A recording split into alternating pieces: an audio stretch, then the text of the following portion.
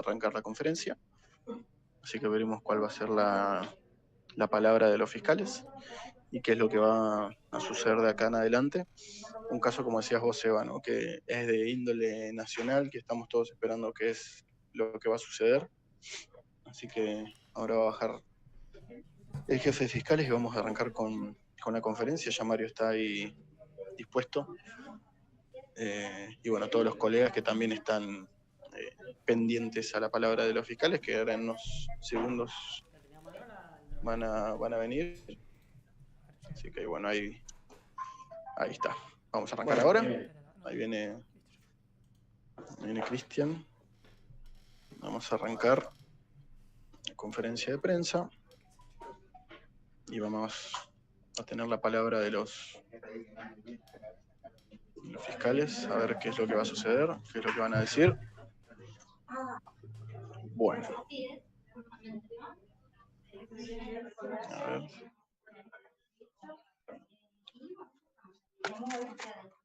Ahí va a arrancar la... Estamos acomodando todos.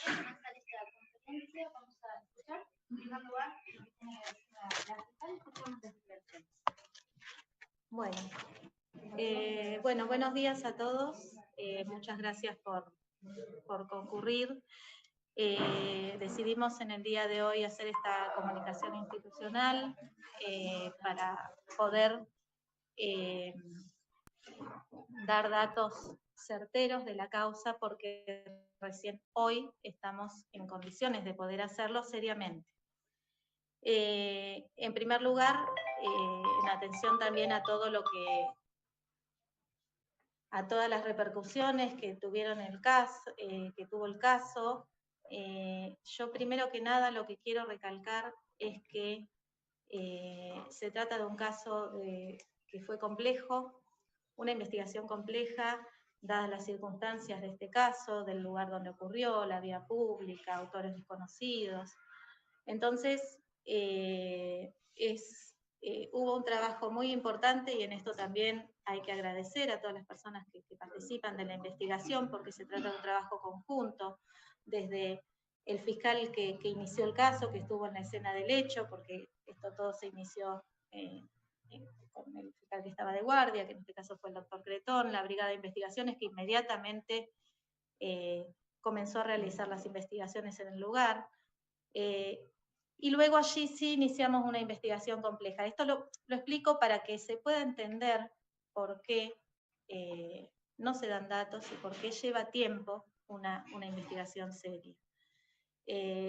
Todas las personas que luego fueron participando de esta investigación, médicos forenses, del Laboratorio Regional de Comodoro Rivadavia, del Laboratorio Regional de Bariloche, que tuvimos que mandar las muestras para el ADN allí.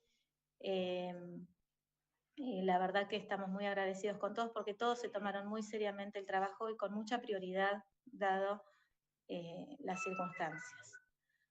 Al día de hoy, finalmente tenemos los resultados de la prueba de ADN, y por eso es que recién hoy estamos en condiciones de dar conclusiones serias respecto del caso. Y lo que podemos concluir es que al día de hoy se confirma la hipótesis que se venía barajando hasta el momento, que la empezamos a investigar desde el día 1 en realidad, de que el autor del hecho es la persona que se suicidó al día siguiente. Esto surge de la prueba de ADN, se ha encontrado ADN de esta persona en las uñas de Valeria, también ADN compatible en la zona genital, en los hisopados que se tomaron en la autopsia, también ADN compatible con esta persona, y en las pruebas que se le hicieron a esta persona también, en las uñas, también encontramos ADN de Valeria.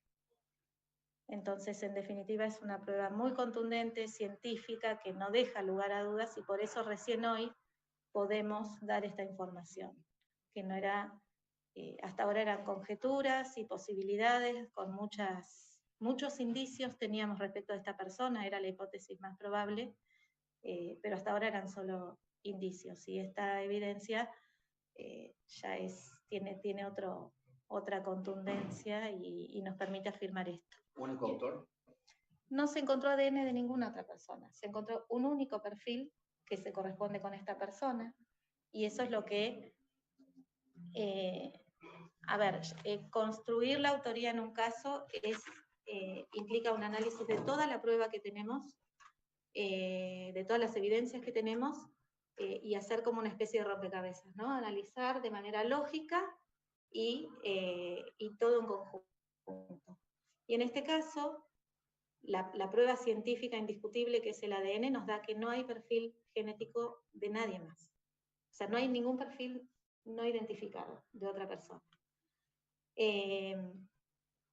Y si a eso le sumamos todos los indicios previos que teníamos, que tienen que ver con que teníamos ubicada a esta persona en el lugar, en los momentos del hecho, y que llegó solo a la escena del hecho, porque esto por ahí es una información que no se sabía, pero hoy la podemos decir. La Brigada de Investigaciones ha hecho un trabajo muy bueno, porque han sido horas y horas de mirar filmaciones de todas las cámaras posibles que se pudieron encontrar, y ahí se pudo reconstruir que esta persona el día anterior había estado, bueno, en una vivienda con otra persona, que de esa vivienda se fue solo, y después a través de filmaciones que durante horas miraron los funcionarios de la Brigada de Investigaciones, pudieron ir ubicando a esta persona en el camino que hizo hasta llegar acá, desde esa casa. Y siempre estuvo solo, no tenía teléfono como para contactarse y acordar con otra persona, y lo vemos llegar hacia el lugar prácticamente en los momentos en que también pasa Valeria caminando, es decir, que también podemos afirmar que la cruzó en ese momento. ¿Cuál es el perfil de este sujeto? ¿Compañero? No tenemos un perfil de esta persona. ¿En qué sentido? Antecedentes, bueno, hemos comunicado que es una persona que no tenía antecedentes. A ver, no podemos afirmar que una persona tiene antecedentes porque tenga denuncias, ¿sí? ¿Denuncias de qué tipo? Estuvo involucrado en unas investigaciones, yo ahora no lo recuerdo puntualmente, salieron en el diario, pero también salió información errónea, porque por ejemplo decía que tenía una condena, cuando lo que ahí se veía es que en un caso donde él estaba involucrado como víctima, se llegó a una condena, o sea que se condenó al autor que le había disparado a él, creo, si no recuerdo. Correcto. Es decir, que ahí fue víctima, por ejemplo, ¿no? O sea, se dio mucha información errónea, por eso es importante aclarar la realidad. Pero lo cierto es que no tenía ningún caso donde se haya comprobado que él haya sido autor de ningún delito. ¿Qué pasa con los testigos que dicen que vieron más o menos a esa hora 2 personas corriendo por la ruta? Personas que pasaron por el lugar hay muchísimas, no solo 2. Otra cosa importante de la investigación es que, ni siquiera de la investigación, si analizamos la escena del hecho, el lugar donde se encontraba Valeria era un lugar totalmente imposible de ver desde la ruta. Pueden haber pasado muchas personas, incluso en el momento en que tal vez la estaban agrediendo, y no verlo desde el lugar, porque sumado a la oscuridad, a que no hay luces en el lugar, el lugar donde ella fue encontrada fue más cercano a la playa, ¿sí? En una zona muy oculta, porque es una parte donde se hace como una grieta, entonces era imposible ver lo que estaba pasando desde arriba, desde todos los caminos que había. Entonces, por más que haya personas que pasaron, que muchas las ubicamos y las entrevistamos, a lo sumo nos pueden decir, vimos un auto donde había una parejita, pero en ese lugar no era visible. Y también un poco lo que pudimos reconstruir con todas las filmaciones, es que, porque nosotros vemos perfectamente cuando Valeria pasa justo por acá enfrente de la Fiscalía. La vemos cuando pasa en dirección sur y después cuando vuelve en dirección norte. Por eso es que podemos prácticamente afirmar que se cruzó con Chacano, que es quien luego la agredió y luego al día siguiente se suicidó. Esos horarios en los que la vemos pasar y sumado haciendo las cuentas del tiempo que le lleva a llegar al lugar, a mí lo que me permiten concluir es que hubo un momento donde ella llegó al lugar donde justo en ese momento no pasó nadie por arriba, digamos, ¿sí? Esto porque vemos la gente que después llegaba y pasaba por acá. Entonces hubo un momento donde seguramente no pasó nadie por arriba y es el momento en que la persona aprovechó para atacarla. Luego, una vez que se la lleva al lugar donde la agredió y la encontraron, ya en ese momento es imposible que lo vean. Pero también lo que se pudo reconstruir por la evidencia, y esto también con personal de criminalística, que también fue parte de la investigación y que bueno, todavía quedan algunas medidas pendientes, es que la hipótesis o lo que reconstruimos es que la atacaron en el momento en que ella se sale del camino de la bicisenda, ¿no? Que está cerca del monumento. Y luego la llevan abajo donde allí la agreden sexualmente, ¿no? Porque esto también hoy lo podemos decir. No lo podíamos decir antes, la autopsia no dice que fue abusada. La autopsia solo puede describir lesiones que tiene, pero el que hubo un abuso sexual podemos decirlo en relación a todas las otras pruebas. Y esas son la escena del hecho, cómo estaba ella en ese momento, más las lesiones, más hoy el ADN en la zona vaginal. Ahí, con esto sí, se puede llegar a esa conclusión. ¿Chacano era una persona en situación de calle, tenía domicilio fijo? Y bueno, el dato que teníamos es que dormía en alguna zona por aquí, por la costanera. Usted lo mencionó también y la familia ha sido muy crítica de cómo fue el manejo mediático de este caso. Bueno, ¿qué postura tiene y qué consideración puede hacer la Fiscalía también respecto a eso? Y bueno, sí, yo soy crítica también respecto de eso. Yo creo que es una cuestión ética, nadie cometió ningún delito, pero yo creo que los medios tienen que ser responsables con la información que divulgan, tienen que confirmar la información y no adelantarse a dar hipótesis que no están corroboradas. Y si nosotros no hablamos, es porque queremos preservar la información. Nosotros, hoy, con este resultado, la conclusión a la que llegamos, más allá de que no es que se cierre hoy la investigación de ninguna manera, sino que vamos a seguir tratando de cerrar todas las hipótesis que siguen dando vueltas, de terminar de descartarlas, digamos, porque en principio las descartamos, pero las queremos descartar con mayor contundencia.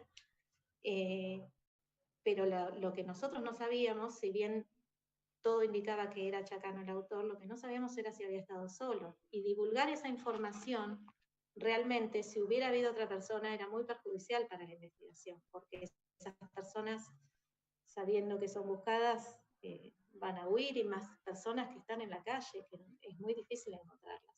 Entonces era muy importante que no se divulgue esa información, por eso nosotros no salimos a hablar antes. ¿Puede retirar la identidad? Porque habla del apellido. La identidad del sujeto. Salió publicado, ¿no? Jonathan Chacano. ¿Cuántos años? 34, si mal no recuerdo. ¿Es incomodora la persona? Sí. ¿Por qué se tarda tanto en los resultados con los que se enviaron a Bariloche? Cerca de un mes, ¿no? En realidad, en comparación con otros casos, el tiempo en el que tuvimos ADN fue récord. No hubo ninguna demora. A ver, es todo un proceso. Primero tenemos que juntar las muestras y analizar y ver qué cosas se van a enviar y de qué manera se van a peritar y cómo lo vamos a pedir. Eso nos lleva un trabajo acá, que duró unos días y se hizo mucho más rápido que en otras circunstancias por la urgencia que teníamos. El laboratorio de Bariloche se envió allí porque, bueno, por cuestiones de licencias, de trabajo, justo el personal del laboratorio de acá se encontraban de licencia. pero rápidamente enviamos todo a Bariloche sin ninguna demora, de hecho hasta fue con un chofer nuestro para evitar mayores demoras. Y la verdad que también se debe agradecer la predisposición de todas las profesionales del laboratorio de Bariloche, que siempre se mantuvieron en comunicación conmigo y le dieron muchísima prioridad a este caso. Ahora, nosotros no podemos apurar pericias ni procesos que son científicos. Esto no es magia que se coloca una muestra y se tiene un resultado. Esto es un análisis, es ver si una muestra hay que procesarla más de una vez, si hay que juntar varias muestras, porque no es siempre igual la pericia. Y para eso necesitamos que los profesionales trabajen tranquilos. Si los apuramos, probablemente los resultados no van a ser tan buenos. De esta manera se da la causa por cerrado, teniendo en cuenta que para ustedes no hay otra persona involucrada. La causa no se cierra porque hay medidas que quedaron pendientes, que por ahí nos van a dar algunas mayores precisiones de circunstancias. Lo que nosotros hoy podemos afirmar es que esta persona fue el autor y que, según lo que dicen las pruebas, estuvo solo. Tanto por haberse encontrado el único perfil como por toda esta investigación previa que tenemos de que sabemos que llegó hasta ese lugar también solo y sin contacto con ninguna otra persona. Los primeros apuntados en la investigación. ¿Qué los llevó a eso a ustedes para identificarlo como el presunto autor? En principio, ¿no? Y fue muy rápida la asociación. Primero el hecho de que la persona, bueno, hablamos de suicidio, es una causa que también está en investigación, ¿no? En principio pareciera que fue un suicidio, pero también hay una causa en investigación respecto de eso. Pero hubo una muy rápida conexión de parte de la policía que fue al lugar, porque ya ahí se detectaron algunas cosas extrañas. Nos avisaron inmediatamente, mientras yo todavía estaba aquí en la brigada, viendo en el mismo día, incluso con Jessica, que estábamos tomando entrevistas y viendo filmaciones que ya empezábamos a tener respecto del caso, inmediatamente nos informan que había habido un suicidio y que llamaba la atención que la persona tenía la cara lastimada.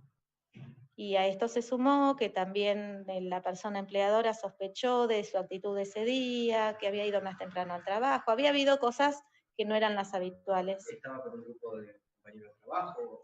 Con un empleador, un patrón, que sería un capataz, digamos, ¿no? Porque era albañil, él era ayudante albañil, estaba el capataz y estaban trabajando en una casa, estaban haciendo arreglos ellos dos en una casa donde también vivían otras personas, o sea que también ellos fueron testigos y pudieron decirnos a qué hora llegó él a ese lugar.